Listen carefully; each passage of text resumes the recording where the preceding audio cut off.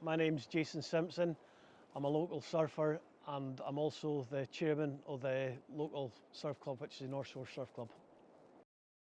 Lived here all my life. My family have historically been fishermen. I started surfing from age of about 13, 14, so the sea is just a big part of life up here.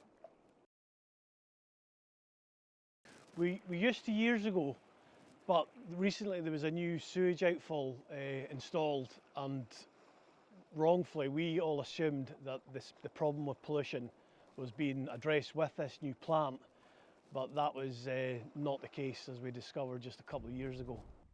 Because we didn't realise that the sewage was still getting pumped out just a few hundred feet from where we surfed, there was occasions where you would just have the same type of illness at the same time with other surfers. But we just thought, being a small community, it was just a bug running through the town. But looking back in hindsight, it was probably, or more likely, it was related to sewage discharges. Yeah, I've actually been in touch with Scottish Water about 2 years ago. One of the local surfers came up and asked if the club could help try and highlight the fact that he'd become ill. He's a self-employed guy.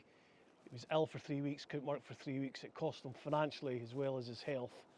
So I was shocked. I didn't realise that we still pumped raw sewage from the harbour. So I contacted Scottish Water and got in dialogue with them over a course of about a year. And they said that they couldn't stop the practice because the sewage and the rainwater pipes were combined.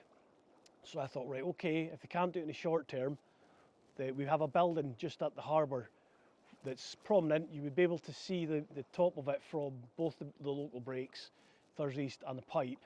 So I asked if he'd put a little beacon, just a flashing light, that when a level was just about to get to the area where it was going to discharge, it would let the beacon flash and give an opportunity to surfers to get out of the water and let the sewage flush through. I was told that it was too difficult to do, which I find amazing.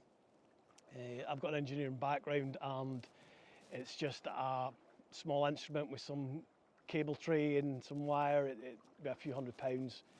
They maintained it was too difficult to install, but my thinking is they didn't want the public to know how often that discharge was happening, so they refused to do it.